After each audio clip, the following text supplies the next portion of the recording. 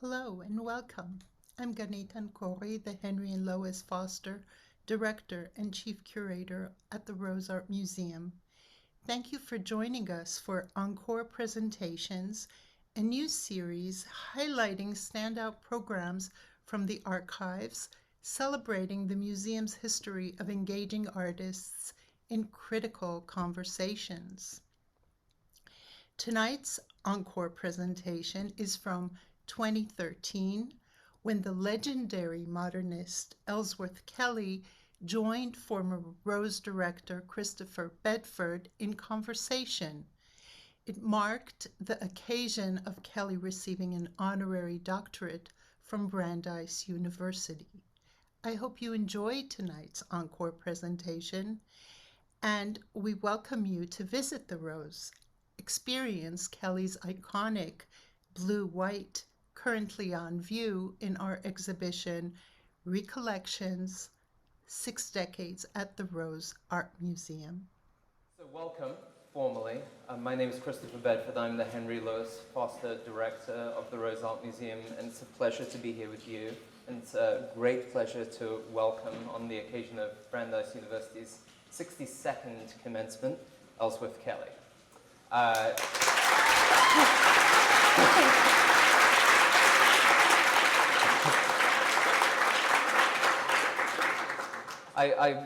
Often the phrase is uttered that somebody warrants no introduction, but I think in this case, especially with his masterpiece in the background, that may in fact be true.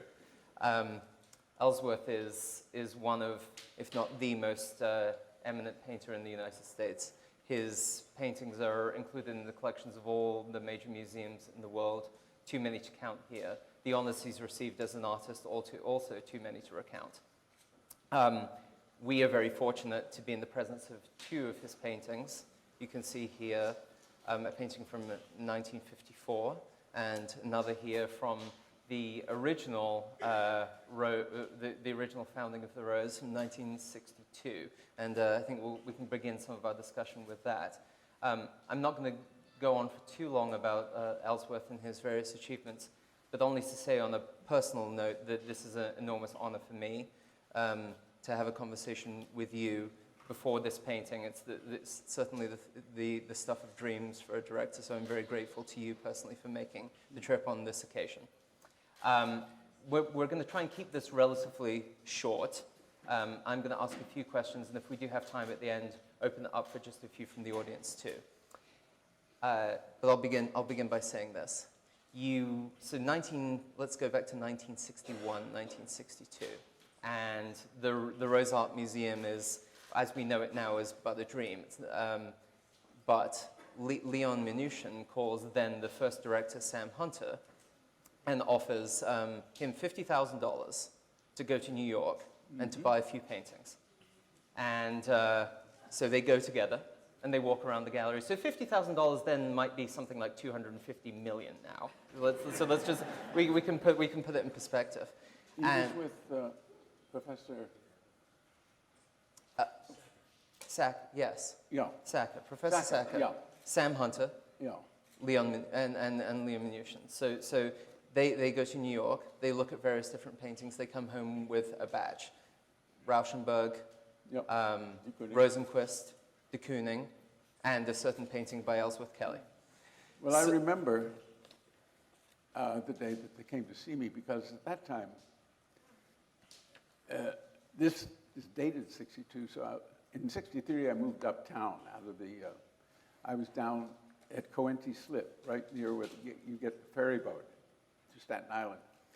And a lot of us sort of moved into that area because it was emptied at night and weekends. It was very close to Wall Street. Bob Rauschenberg lived there, and Jasper Johns, and Agnes Martin, who we have a painting over there, the pale one, the second one in from that side. And Agnes and I, we were very close friends. And in fact, all the people there were very close friends. I don't know if you have a Youngerman, but Jack Youngerman was a painter that was married to a French actress when we were living in France. And I came back a little early from Paris and got my first show at Betty Parsons Gallery in 1956. And then Jack Youngerman would call me all the time and say, how's it going? Do you think I could get a show in New York? So Betty Parsons was going to go to Paris that summer, and I said, go look at Jack Youngerman.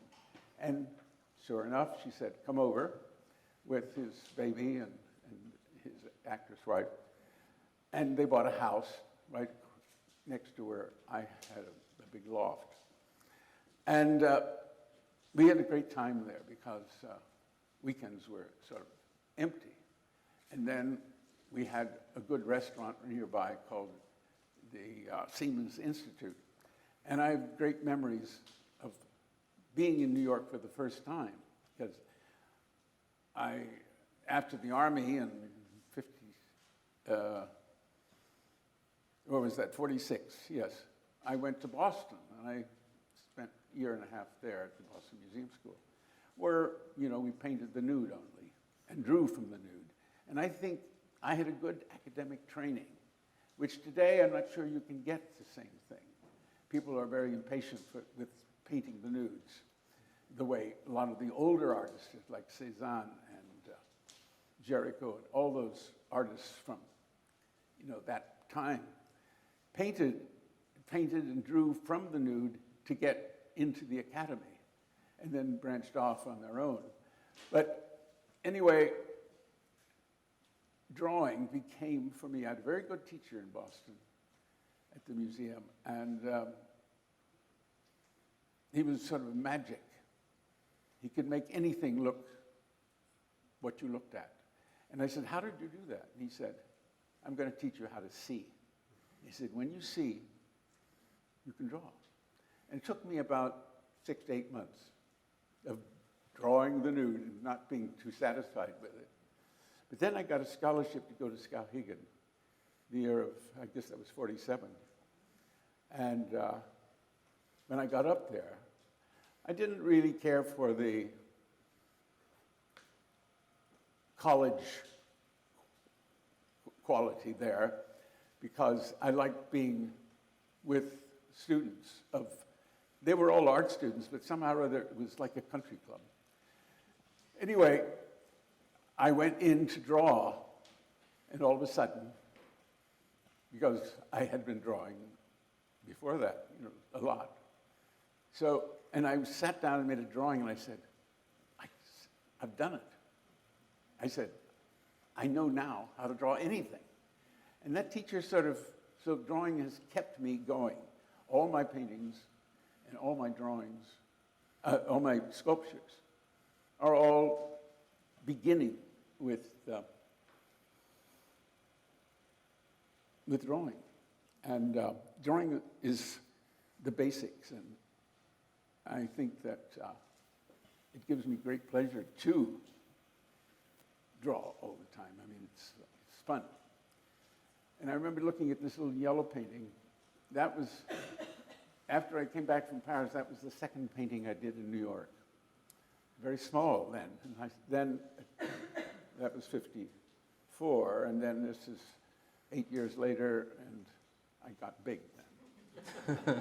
New York was one thing that made you want to enlarge, because in Paris you had a small studio, and it was very difficult when you didn't have any money, for instance, to make very large paintings. But the painters just before me, the generation of Pollock, de Kooning, Motherwell, Barney Newman, and Still, and Rothko, they did large pictures. I mean, it was sort of in the style of their expansion. And I think they were the first painters that really went global. And they made America sort of the center of art for a long time. I mean, they were talking that New York is the center of art. What do you think about that? New York is the center of art? Yeah. I think it's become a little more diverse now. Yes, I think there are some it's other very global centers. now, Yes. isn't it? Yes. Just slightly. Yeah. But So I wonder if you could cast your mind back just a little bit, and if you have any recollections of Sam Hunter himself, the first director of this museum, and perhaps the reasons that he selected this painting to be among the core paintings on which this incredible collection is built upon. Do you have any memories of that period? Yes, I remember that Sam came to see me, and we talked about getting something, and we chose a painting, not this one.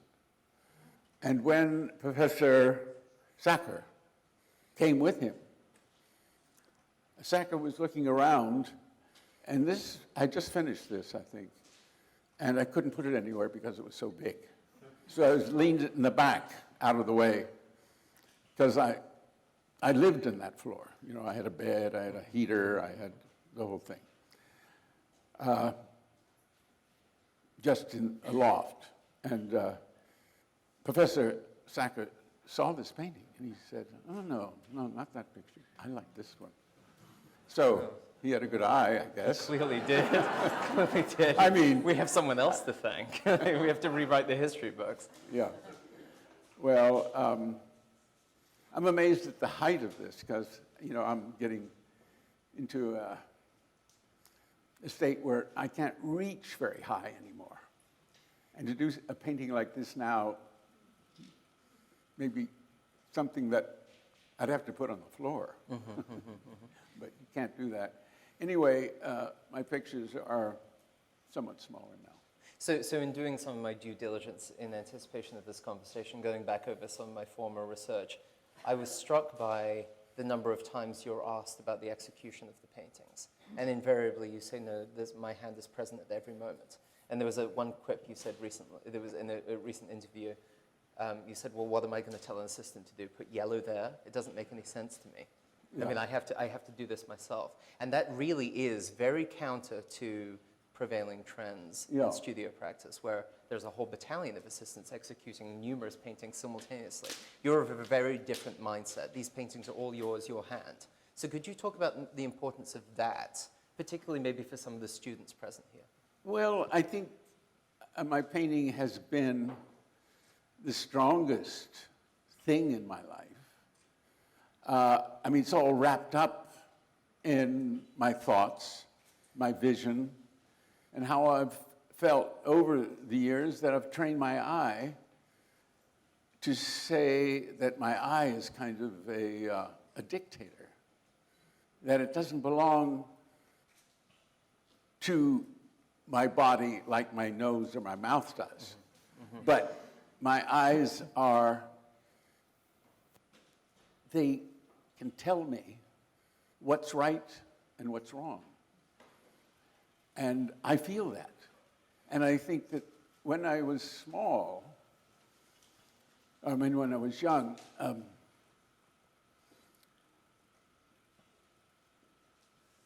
I made decisions that somehow my eyes helped me make decisions about. And I feel that I have to make my paintings. I mean, after all, I started in the middle 40s.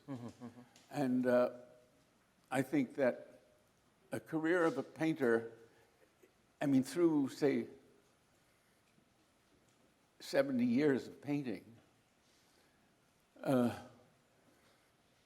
if you started in 1940, which was quite a long time ago, that things have changed in the world, but I've held steadfast to what I want to do, because this has the quality of what I'm working on today. Curves, the very large curves. Yes. And color that is quite strong. I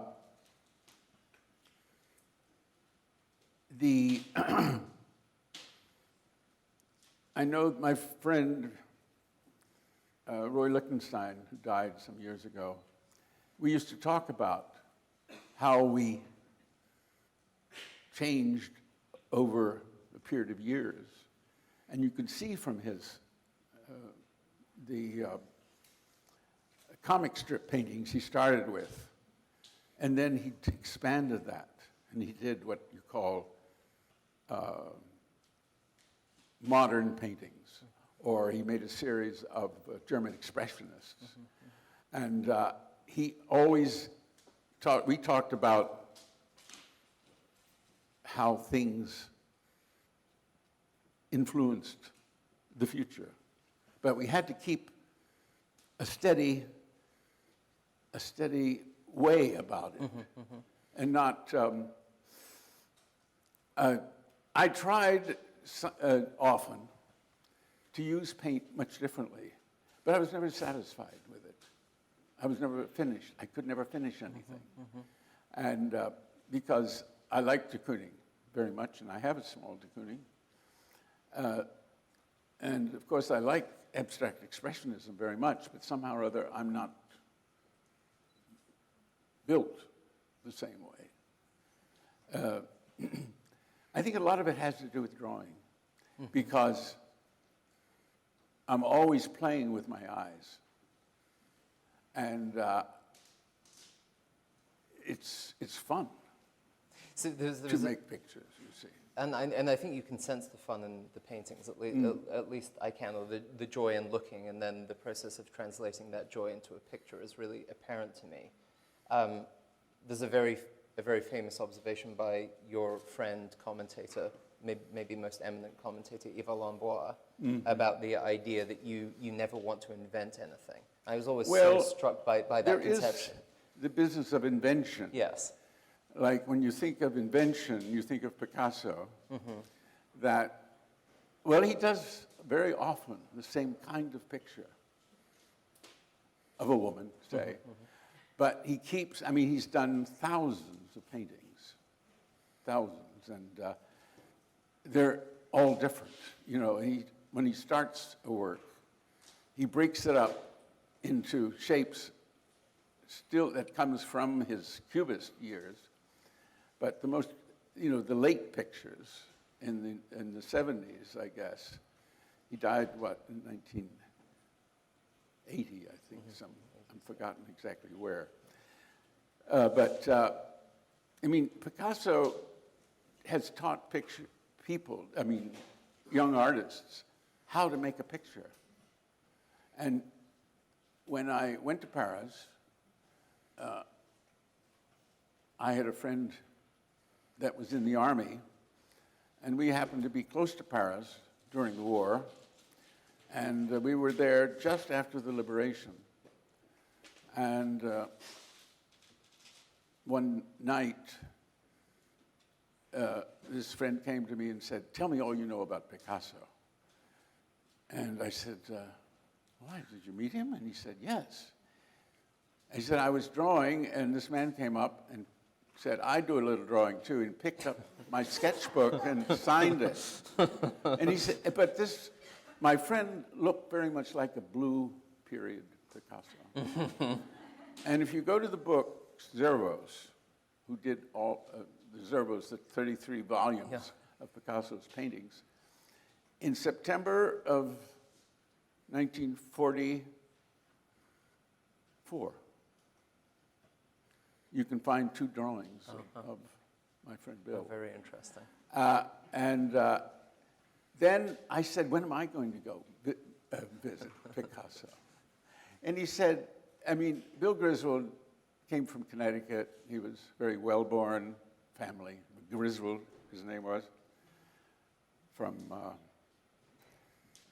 Griswold, I guess there's a town called Griswold, isn't there? You know. Definitely, I think there is a town. Anyway, he said, "You're a farm boy. You wouldn't mix with this crowd." And I was furious. But anyway. Well, now you do. Yes. Yeah. And more so, yeah. Yeah. So I wanted to meet Picasso on my own anyway. So I did once. But it was fleeting.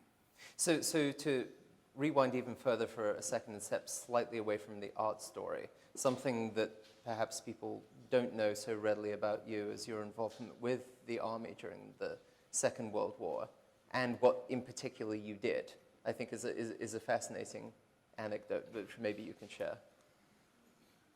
I really don't like to talk about it. So we can move on. We can definitely move on. I mean, I wasn't aware then. And people have made the connection between camouflage, which I was going to Pratt at the time, right after high school, Pratt School in Brooklyn. And I saw in a paper in, I guess it was 1942, and it was an article about Fort Meade, Maryland, camouflage outfit. We want artists. So I wrote to them because I felt like I didn't want to be in the front lines in the infantry, say, because I felt like I couldn't be a very good soldier. And they answered me and said, we'll find you, get in the Army. And they did. So I spent my time making dummies that we inflated when we were in France, very close to the battle lines, like a mile away, because we were supposed to be someone else. And we had to drive around constantly to be lots of cars and lots of trucks. We had music, not so much music, but sound of tanks rolling in. And it did fool the German. And so they, if you see it this way, we were in several fields, all with a lot of commotion, with dummies, airplanes, tanks, and jeeps. And then our real armies were here. We were there as the cheese, you say, to get the, and so the German army came and began to approach us to wipe us out. And we got the message like, out of here in 20 minutes. So we all had to get our dummies in trucks and out. And then our own army would sweep around and attack the Germans from the rear and wipe them out. So that's what the camouflage was all about. And I don't think that I like the idea of camouflage in my paintings. I've read the occasional thing attempting to link the camouflage to the painting. Yeah. That's definitely true. Yeah. So let's see, we don't have too much time remaining. I could ask you many more questions, but maybe this would be occasion to open it up for just a couple from the audience if we have time. Sure, go ahead. Susan Schwab, I'm an artist in the collection. It's really great that you're here. I just saw your exhibitions in New York, your newest paintings. I saw them at Matthew Mark's. I mean, it's a fabulous show for those who haven't seen it yet. It's only recently opened, I believe. It's very different, to me, in terms of your work, because this painting here, if it being more flat, the other paintings have a relief now. Yeah. I wonder if you could talk about how you got started with them. The one that is in the small room is particularly fabulous, the one with gold and... Yeah, oh, you like that, the gold picture. I adored it. Yeah. I didn't just like it. Well, you know, that was just painted. It's a gold picture. You've seen it? I have seen it. I saw it in your studio and in New York. And the bottom of the gold picture, it was difficult to paint gold. That's why it took so long. So the collage, though, dates back to the 60s. Yeah, I was going to say that I did the collage in 1962, Amazing. but it was too advanced for me. Yes. The same year I did Same year this. as this. Now, this is what I call a form and ground picture.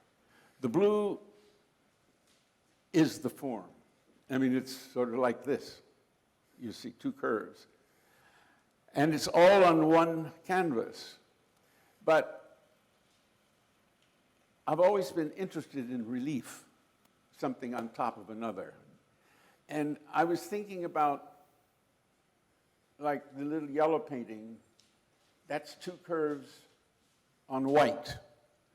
So I guess it's been maybe 12 years ago or more that I decided that if I was going to say or make it seem like it was a form and a ground, that I would build it and make it a true form and ground. Do you understand that? There was an interesting quote from you, I remember very clearly. You said, what I make are real. Underline that word, Yeah. real. Yeah, and I think that's a really good answer to the question. Like you could paint a picture of two hands on one canvas. It's like that. But I would say, for me, because I'm interested in relief and not interested so much in making a fabrication of one hand on another. It's all on canvas. It's all flat. So I wanted one color on top of another color. I wanted the added relief to read that way. And some of it, the relief is an inch thick, and the painting underneath it is an inch thick. So it's not very much of a relief. But when you're standing in front of it, you can sense that there's something else going on there. And in that gold painting, at the bottom, there's two orange shapes that dive off the back, they dive off the gold.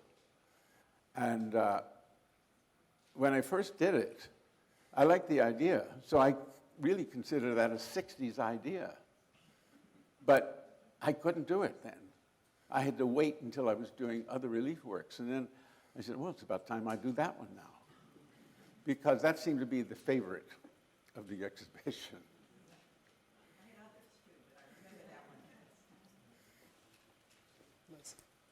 You mentioned earlier in your talk that you had a favorite professor who, in art school, that taught you how to see. Yep.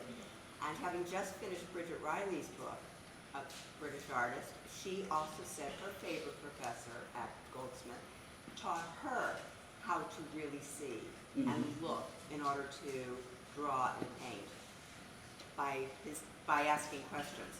Now, how did your professor tell you how to? Well, we drew from the nude Yep. in the afternoon. In the morning, we painted from the nude. In drawing one day, he came up to where I had my easel painting, drawing, and he said, you know, the woman's shoulder, he said, doesn't work, what you've drawn here. And he took my pencil and he did this, this, this. And I said, how do you do that? And he said, I'm going to teach you how. And it took me, well, as I said, months, until I felt I did indeed know how to see. He meant investigate and really, everything we look at, here, people, you're talking about painting people, nudes or clothed models. They're round. They're voluptuous, you see. So you have to somehow or other, with your line, in how strong you do the line, or how weak you do the line, but how you can suggest bulk. And he did that shoulder, and I said, my God, you make that shoulder look with a few little lines. And I sort of call that a kind of trick, because drawing is a kind of trick when you do it well. And there's another trick that I think that I learned from Picasso, and it's to overlap. Like when I was talking about one hand over another, you have to, he always he distorts his figures. I mean, one arm is coming way out here, and the other arm is way over here. But he makes it correct. He exaggerates. He makes a very large leg and a small foot. But they work because he's got it correctly in his line.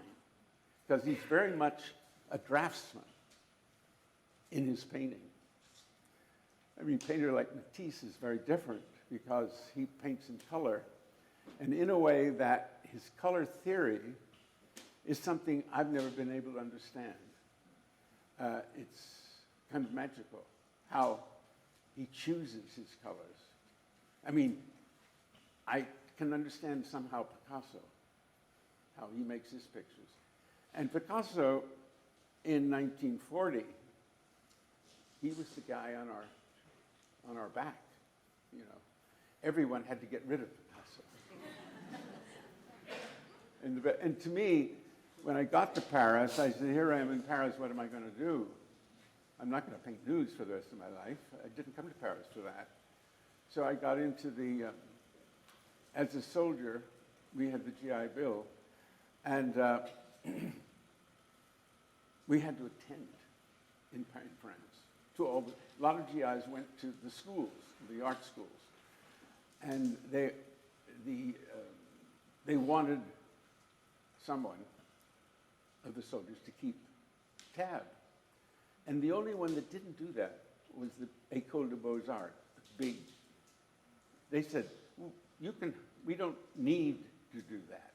We don't want the students to come every day. You can do what you want. So I said, oh, that's the place for me. So I went to get into the studio for the professor. You had to paint a nude. And because that's what he taught, you see. So I said, oh, another nude.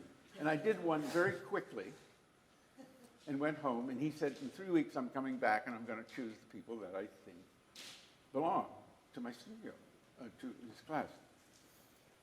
So I went back in 3 weeks, and he picked out my painting, the first one, and he said, now this person has not only done a nude, he's made a painting. He's in my class. But I never went back.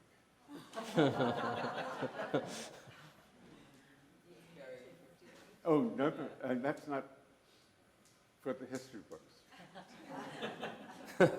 I don't want to make fun of the Beaux-Arts because I knew very much the director there.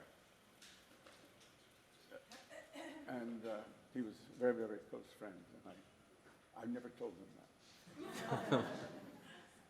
that. Sure. I recently saw your wall pieces and your, for lack of a better word, stels that were made out of wood. Would you tell us how you came to work in wood with a collaborator and how it ties to the hand and your way of working? Yeah. Well, I've done a lot of steel pieces, like a lot of people were doing in the 60s and 70s. I guess and they were totems. I called them totems. And the totems that were convex were more the feminine, I mean the Venus shapes. And then the concave shapes, which I did a lot of, were more masculine, like the Greek sculptures. Well, anyway, I had done a lot of steel work, and then my collaborator one day said, what do you think about wood? And I said, where can we go see some? And I was out in California then, and he took me to a place, because in California, a lot of architects and furniture designers use all these, fancy woods from Africa and whatever. So I saw these huge planks of wood, and I said, like 15 feet. And I said, well, this is going to be a lot of fun. So I did that show sometime in the 70s. I think 70 and 80, 1980. One day, they were in my studio lined up against the wall, and a critic came to talk to me about writing something. And he said, "What do you think of the wood grain?" And I said, "Well, no one's asked me that question."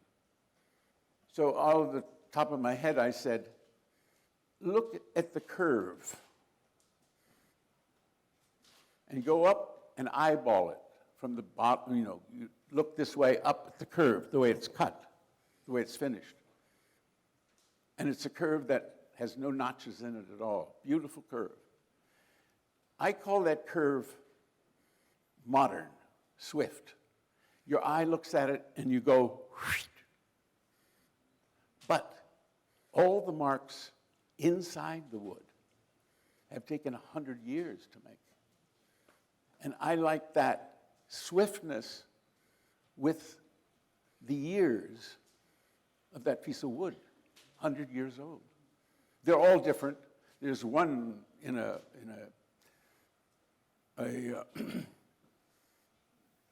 trying to think of the kind of wood it is now.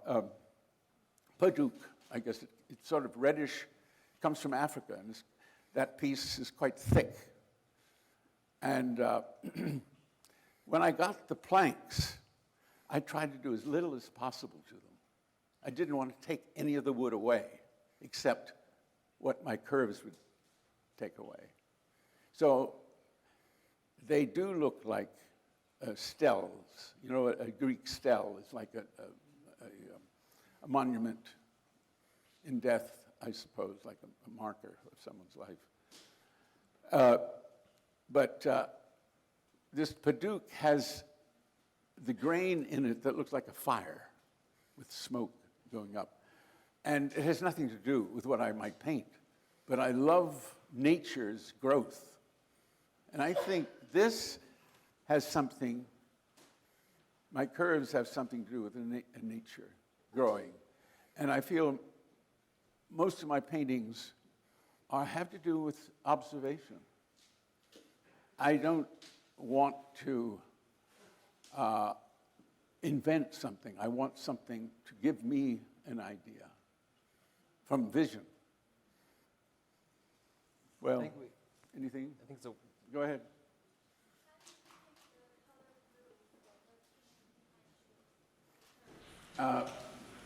Well, there are lots of blues. And, you know, whenever you do, say, a painting that has enough paint so that you have to mix 4 or 5 tubes of paint, and you may put in other colors, little bits of this, little bits of that. And so every time you do it, you say, well, I want that blue, but I've tried to mix it. But each time I do a blue picture, it's always a new blue, because I don't know how to measure it.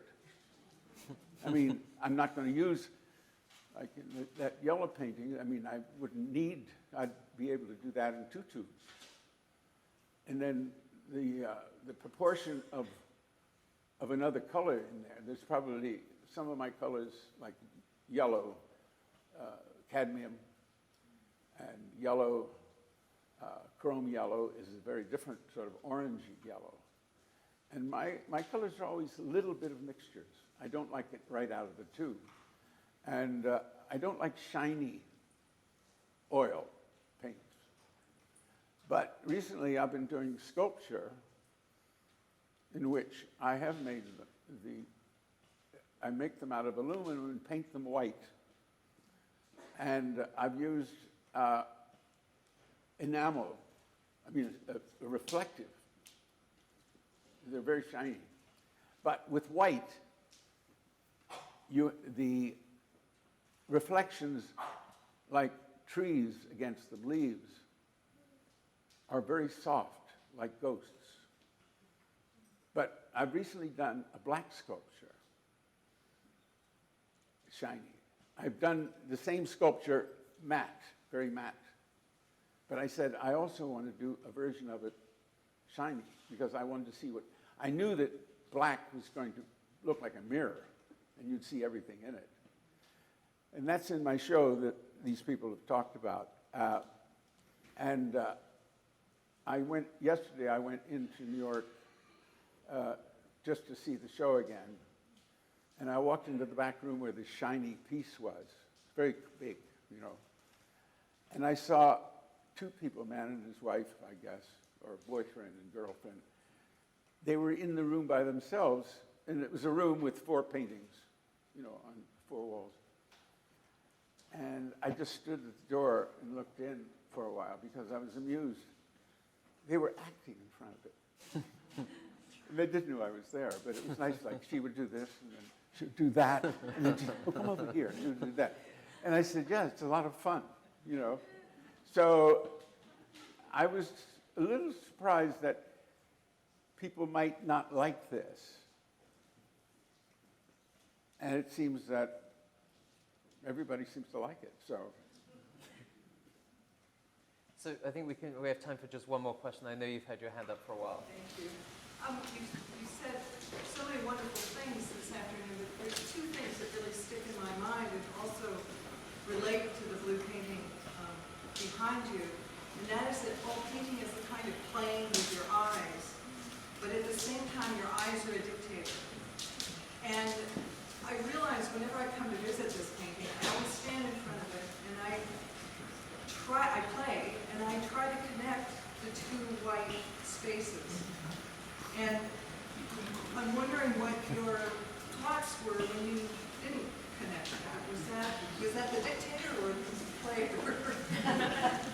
I'll tell you, the growth of this painting, the beginning idea for it, was drawing in black ink this square, done very quickly with ink on just ordinary paper. And I think it's in the collection of the Modern Museum now. But I said, yeah, I want to make something of this. So I made a painting this big, and I changed it, the colors. A white curves, and this little thin black. And in that painting, the line goes through. Very thin, a brush with one hair. So you can see it when you look up close. And I like to think of it like this, rather than the 2 whites being the important part. To me, this is a blue painting. And I see it that way, but I'm not sure other people do. Do you see it this way, as a blue painting? Blue shapes. I see it as a blue painting, and yet I always find myself playing with the white line. Yeah, well, that's part of it, but Yeah. I don't like to isolate or make a painting of just that thin. I mean, it's very delicate somehow. But the delicacy of the white shape makes the blue shape much thicker, much stronger, more sort of voluptuous. So Ellsworth, you've been incredibly generous. I wanted to congratulate you in advance.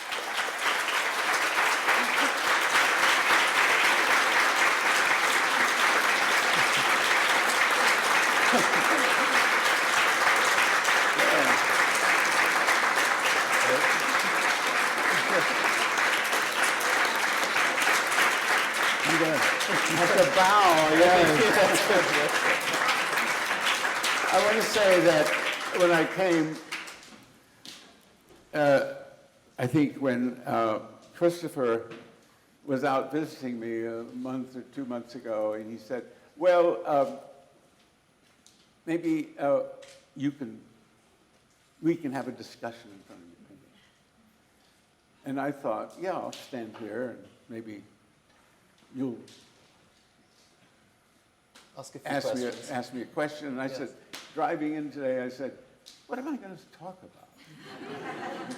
So I guess I can tell stories, because my dad was an Irishman that told stories. And I think I've got his mind. Okay? Yes, thank you so much. Thank you all for coming. Yeah.